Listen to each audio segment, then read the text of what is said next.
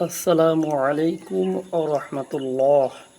কাছের দূরের দেশ বিদেশের যে যেখান থেকে শুনছেন সকলকে আন্তরিক মোবারকবাদ জানাই। আজকে সূরা নাবা এর অনুবাদ আপনাদেরকে শোনাব। আল্লাহ সুবহানাহু ওয়া তাআলা বলেন, তারা পরস্পরে কি বিষয় জিজ্ঞাসাবাদ করছে? মহা সংবাদ সম্পর্কে, যে সম্পর্কে তারা মতানৈক্য করে? না, সত্তরই তারা জানতে পারবে। অতঃপর না, সত্তর তারা জানতে পারবে। আমি কি করিনি ভূমিকে বিছানা এবং পর্বতমালাকে পেরেক? আমি তোমাদেরকে জোড়া জোড়া সৃষ্টি করেছি, তোমাদের নিদ্রাকে করেছি ক্লান্তি দূরকারী, রাতটিকে করেছি আবরণ, দিনকে করেছি জীবিকা অর্জনের সময়, নির্মাণ করেছি তোমাদের মাথার উপর মজবুত শক্ত আকাশ এবং একটি উজ্জ্বল প্রদীপ সৃষ্টি করেছি। আমি জলধর মেঘমালা থেকে প্রচুর বৃষ্টিপাত করি, যাতে তদ্বারা উৎপন্ন করি শস্য, উদ্ভিদ ও পাতাঘন উদ্যান। নিশ্চয় বিচার দিবস নির্ধারিত রয়েছে, যেদিন সিংহায় ফুৎ দেওয়া হবে, তখন তোমরা দলে দলে সমাগত হবে।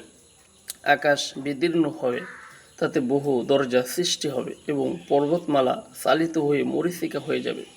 নিশ্চয় জাহান্নাম প্রতীক্ষায় থাকবে সীমা লঙ্ঘনকারীদের আশ্রয় স্থলরূপে। তারা তথায় শতাব্দীর পর শতাব্দী অবস্থান করবে। তথায় তারা কোনো শীতল এবং পানীয় আস্বাদন করবে না, কিন্তু ফুটন্ত পানি ও পুজ পাবে পরিপূর্ণ প্রতিফল হিসেবে। নিশ্চয় তারা হিসাব নিকাশ আশা করত না এবং আমার আয়াতসমূহে পুরোপুরি মিথ্যারোপ করত। আমি সব কিছুই লিপিবদ্ধ করে সংরক্ষিত করেছি। খুবই গুরুত্বপূর্ণ। অতএব তোমরা আস্বাদন করো, আমি কেবল তোমাদের শাস্তি বৃদ্ধি করব। পরহেজগারদের জন্য রয়েছে সাফল্য, উদ্যান আঙ্গুর, সমবয়স্কা পূর্ণ যৌবন তরুণী এবং পূর্ণ পানপাত্র। তারা তথায় অসার ও মিথ্যা বাক্য শুনবে না। এটা আপনার পালনকর্তার তরফ থেকে যথোচিত দান, যিনি নভমণ্ডল, ভূমণ্ডল ও এতদুভয়ের মাঝে মধ্যবর্তী সব কিছুর পালনকর্তা, দয়াময়। কেউ তার সাথে কথার অধিকারী হবে না। যেদিন রূহ ও ফেরেশতাগণ সারিবদ্ধভাবে দাঁড়াবে, দয়াময় আল্লাহ যাকে অনুমতি দিবেন সে ব্যতীত কেউ কথা বলতে পারবে না এবং সে সত্য কথা বলবে।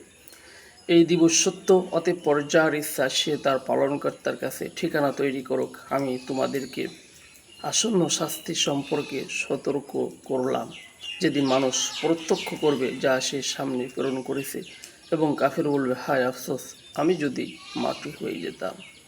এই অনুবাদটি আপনারা নিজেরা শুনুন এবং অপরকে শোনার ব্যবস্থা করে দিন। আমিন।